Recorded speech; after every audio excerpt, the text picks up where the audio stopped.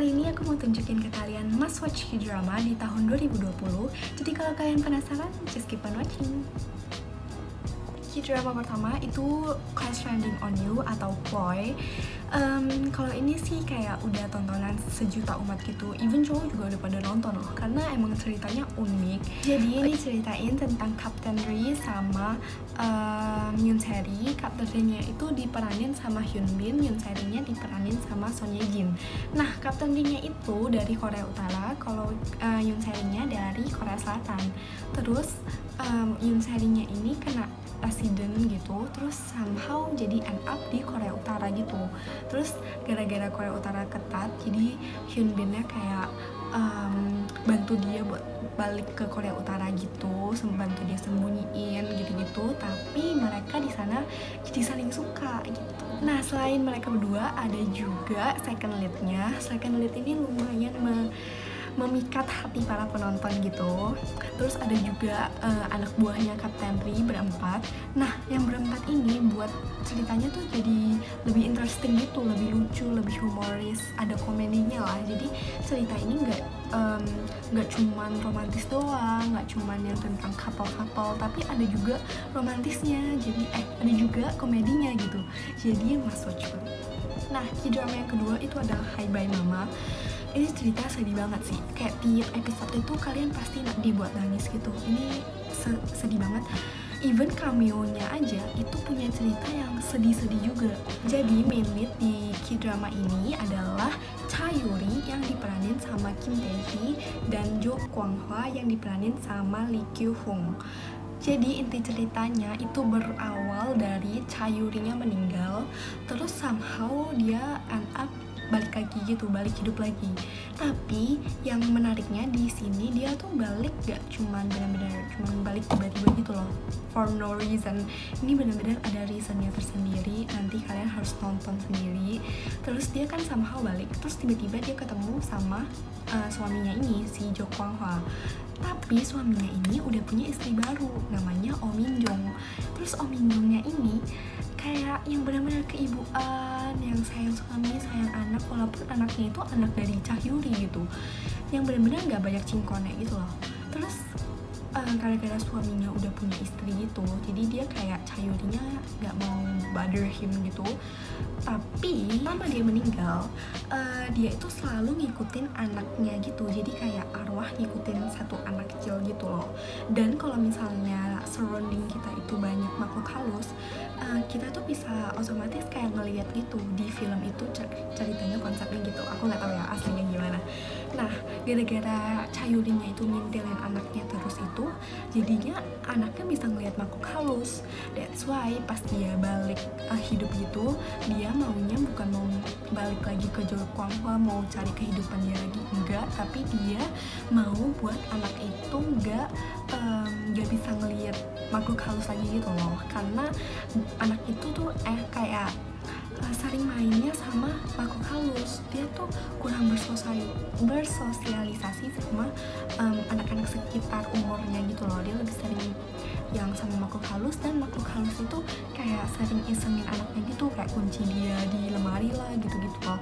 Jadi dia mau biar anaknya itu gak bisa melihat makhluk halus lagi. Nah, drama ini tuh gak cuman fokus di romantisnya, even kayak romantisnya dikit banget sih.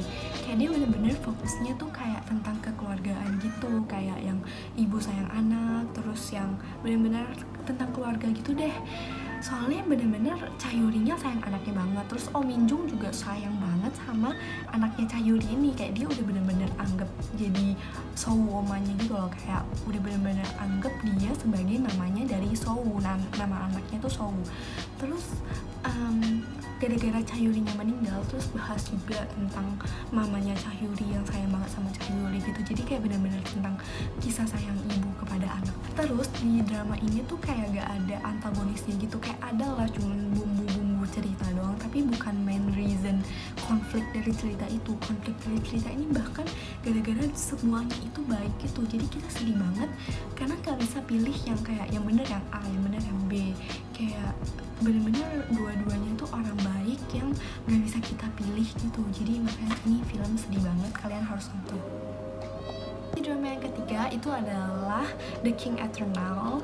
Nah, pemeran utamanya itu adalah Raja Ligon dan Jung Tae-eul. Raja Ligonnya diperanin sama Lee Min Ho, Jung Tae-eulnya diperanin sama Kim Go Eun. K-drama ini ceritanya itu misteri gitu yang banyak teka-tekinya. Jadi kalau misalnya kalian don't enjoy film atau drama yang banyak teka-tekinya yang buat kalian mikir, I don't recommend this, karena menurut aku alurnya itu lumayan lama gitu. Jadi satu episode kalian gak mungkin langsung ngerti gitu loh, kayak harus kumpulan dari beberapa episode kalian baru ngerti gitu. Even pas udah kan totalnya 16 episode, pas udah 15 episode ke-15 aja kalau kalian bener-bener belum klik, kalian kayaknya masih abu-abu gitu, kayak karena semuanya benar-benar abu-abu. Even sampai ada satu akun Instagram yang buat rangkuman tentang drama ini, saking ini berat banget sih. Tapi kalau misalnya kalian suka tentang drama-drama yang penuh teka-teki, yang gak cuman romantis-romantisme, ini bagus banget karena ini ceritanya tentang intinya nih ya. Jadi intinya ada dua dunia gitu, dunia paralel. Yang satu Daehan Mingguk, apa namanya? Korea Selatan, terus yang satu itu adalah The Kingdom of Korea. Terus mereka yang Ligon itu di The Kingdom of Korea, yang Jung Tae-eul di Daehan Mingguk.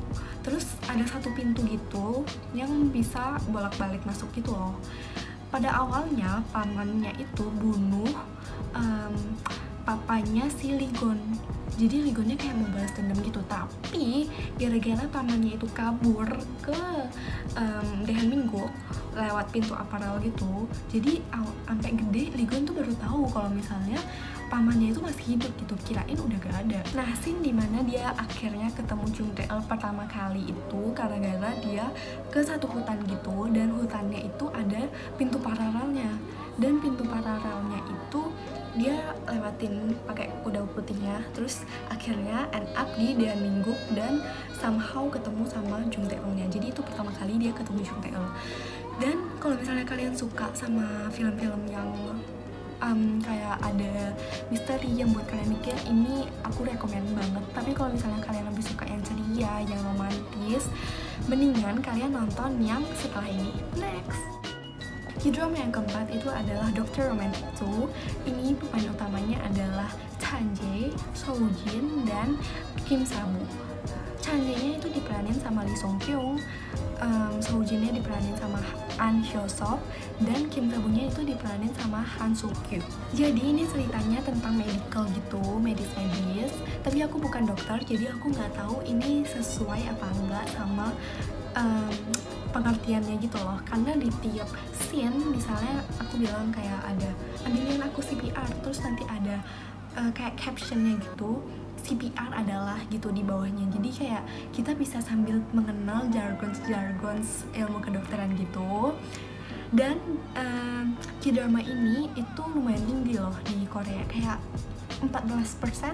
Jadi kayaknya captionnya itu beneran gitu, nggak yang dibuat-buat kayak real gitu. Jadi inti ceritanya itu adalah ada satu rumah sakit namanya Doldam Hospital, dan ada satu rumah sakit juga yang lumayan lebih gede lagi.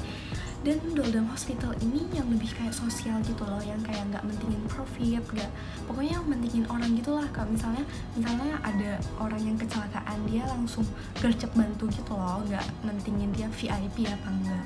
Tapi ada satu rumah sakit juga yang lebih mentingin profit gitu, yang kayak misal lebih mentingin VIP dan lain-lain.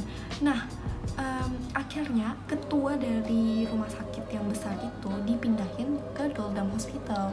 Jadi kayak ada dua ketua gitu loh, yang satu Kim Sa-bu, yang satu lagi dokter dari rumah sakit gede ini. Jadi mereka kayak konfliknya dari sana, karena yang satu mentingin profit, kayak harus itu yang VIP DLL, yang satu itu lebih kayak sosial gitu, kayak yang ya udah lo bantu ya harus bantu yang sakit duluan dong. Kalau misalnya yang VIP cuman butuh infus doang, masa lo harus pentingin VIP gitu.